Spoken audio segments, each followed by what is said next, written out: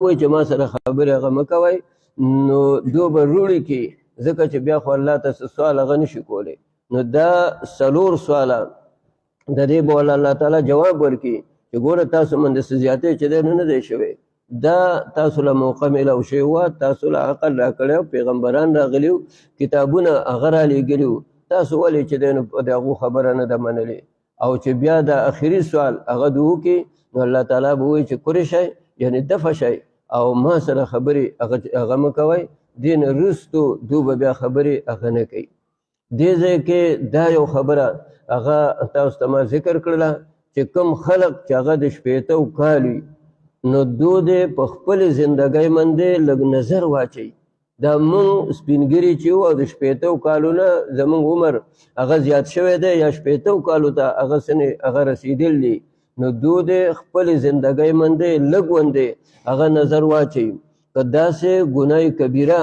او داسې په یو غلط ګناهونو کې هغې کې چې دی نو مبتلا یي، نو دغه وخت دی، ځکه چې د قیامت په ورځې باندې د دغه 80 کالو خلق دا چې الله تعالی جدا کړي، نو بیا به ورته وایي اولم نعمرکم ما یتذکر فیه من تذکر وجاءکم النذیر. نو که یو سړی دا وایي چې دا ګناه مې کوو ولې ما ته پته نه وه،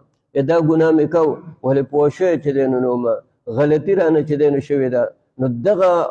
بانې دا الله تعالی هغه نه مني. او د 80 کالونو چې کمي، نو کېدای شي چې الله تعالی غفور رحیم دی، نوجوانان دي غلطي نه چې دی نو شوې ده، پوه شوي چې دی نو هغه نه دي، نو که هغو الله تعالی ته یو معذرت چې دی نو کوي، نو کېدای شي چې الله تعالی د هغو هغه معذرت هغه ومني. لیکن مرفوع حدیث کې او روایت کې راغلی چې 80 کاله او د 80 کالو نه چې زیاتې د دوی الله تعالی بیا بانې هغه نه مني. د دې وجه نه دا ګیره دې کې چې یو ویښته سپین هغه چې دی نو راغی، حضرت عمر رضی الله تعالی هغه یو ورځ یې چېرته شیشه کې وکتل، نو یو څو ډکي چې دی نو هغه سپین شي وو. نو ده به یو سړی مقرر کړی و چې د مانځه په ټیم باندې ما ته به چې دی نو اطلاع هغه به راکوي، خاص کر د سهار ټیم چې زه چېرته اوده چې دی نو پاتې نه شم. کله چې هغه سپین ویښته هغه چې دی نو ولیده، نو هغه سړي ته وی بیا ما پسې ویښولو له مه راځه، د مرګ استازی هغه ما پسې راغی، او اوس د دې نه وروستو چې زه غافله پاتې کېږم او زه د مونځ هغې ته زه په وخت باندې هغه نه ویښېږم او مونځ په وخت باندې هغه نه کوم،